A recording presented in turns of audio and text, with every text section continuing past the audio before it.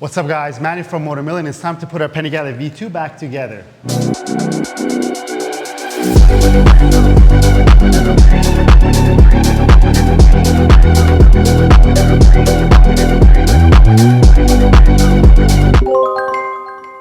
Well, I'm as excited as you guys are to put this beauty back together. We're a few steps away. All we gotta do is change the quick shifter with this Cordona one because it showed up. And then we can start putting the bodywork on and see maybe do some details. I think it's one detail that I noticed. It's the oil filler cap that I'm going to address. But right now I want to put this on because most likely on the next episode of this beautiful Panigale V2 series, you guys are going to see me take this for a ride because it's been a little while and it's been a lot of parts that we installed on it. So I want to see if I feel and see the difference with it, which I'm sure I will. And the quick shifter, I think, will be one of the noticeable ones. So let's get this on. Let's put the bodywork back on and admire the beauty of this Panigale V2.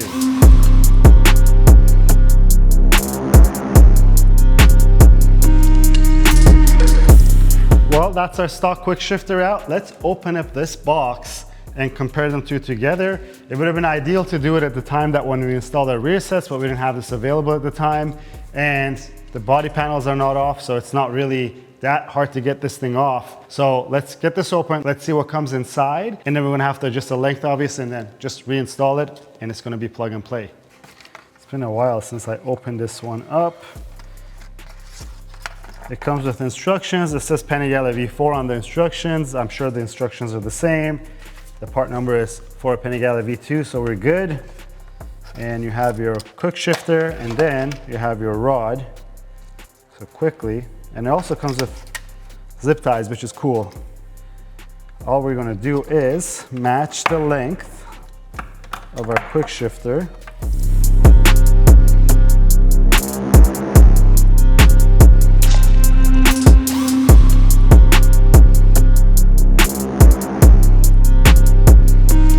Well, here's our Cordona quick shifter all put together. We matched the length of our stock quick shifter that's over here. I matched the length obviously because we had set our rear sets to the position that we wanted. If you change this length, it's going to change the foot lever position for the shift lever on the bike. So that's why we matched it. Also, if you're paying attention, I used some medium Loctite, which is non-permanent Loctite, on all of the joints after I matched the length. Last thing you want is this thing coming loose while you're riding. I don't know if it's necessary, but I would hate to have anything come loose while I'm riding and then you probably have to tow the bike or somehow limp the bike home. It's all set. Let's get it back on the bike. Let's plug this in. We won't be able to test it indoors, but you could be sure that once the bike is together, I will take it out and test it and make sure that everything is functioning correctly.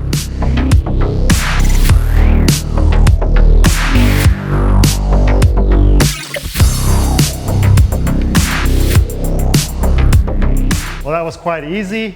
And now, obviously, we got to test it. The module has a light on it, and the instructions also indicate what the light means. It means it's either in the push or pull direction for upshift. And then also, it shows you how to get into the configuration mode. So the number of times it blinks, it lets you know if it's in configuration mode or not, and also the further settings in it.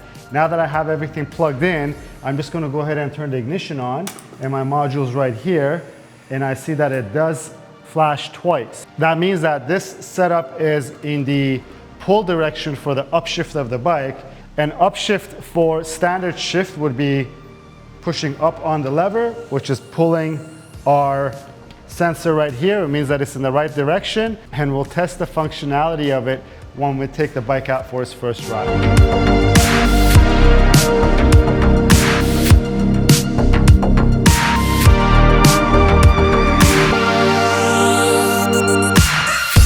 Well, this is what we were waiting for. This is our carbon fiber lower belly panels.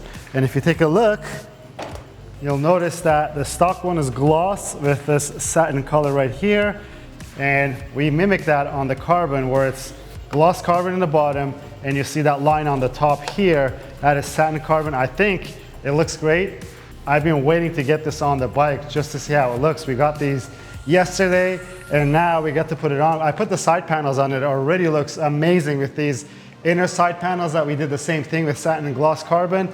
Let's put this on, and then we'll do the other side. We'll do a quick check over on the bike, and I think that means that this bike will be ready to go on a ride.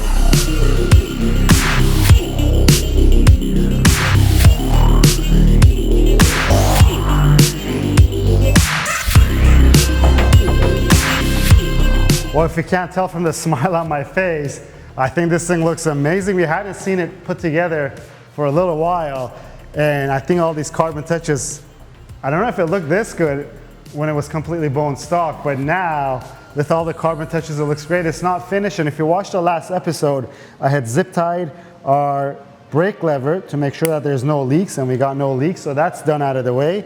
Now I got to put these inner panels inside, and then we could call it finished. And if the weather holds up, we'll push this thing outside because I really want to see it in daylight. We always say you don't appreciate carbon fiber unless you have some good lighting. We have pretty good lighting in here, but outside in the elements, I think it's just going to shine.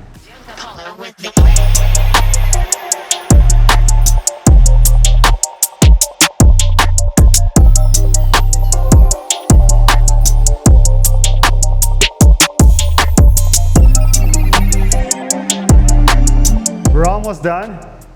Two more parts. We mentioned the first part in the beginning of the video, TWM oil filler cap, and we're going with a red one because we're looking at the bike. It has red lettering on the Ducati and in the back, and why not? We could change it. And the cool thing with this is a 21 millimeter hex.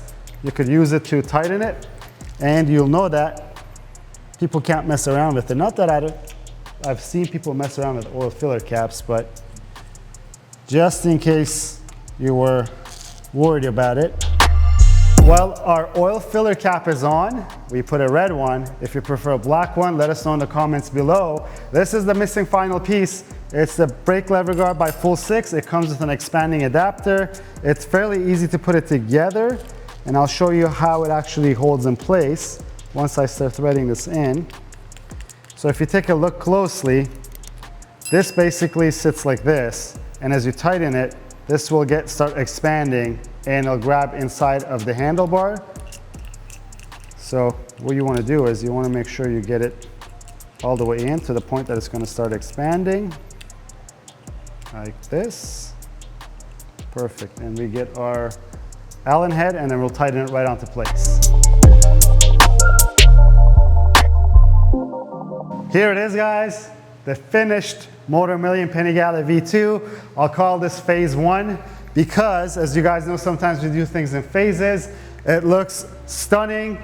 We're going to try to push this outside so that you guys get some pretty views of this bike. But from where I'm standing, it just looks incredible. I can't wait to ride it. If you guys know, phase 1 was going to be, we take the bike and we do our thing that we do with superbikes. We treat this baby Panigale to all of the Moto America special parts that we have, and it looks stunning. In phase 2, if we get to it, we're going to try to put a 1299 engine to use all the new Panigale V2 electronics. You're probably wondering why. Panigale V2 has much better electronics than a 1299, but it has the baby Panigale engine. We're going to see if it's possible to put a 1299 engine into it and run it on the Panigale V2 electronics. We just can't find an engine easily, so if you have one for sale, let us know. If you know one sitting somewhere that's in good condition, let us know. But let's not take the focus off this thing as it sits because it just looks stunning. I'm really happy with it. I don't know if we would have done it any different way because this just looks right to me. And you guys can be sure that we will make a walk around video of our Panigale V2 so that you guys can see everything in detail. But if you like this video, please give it a thumbs up. If you have any questions or comments, leave them down below. Until next time, guys, have a good one.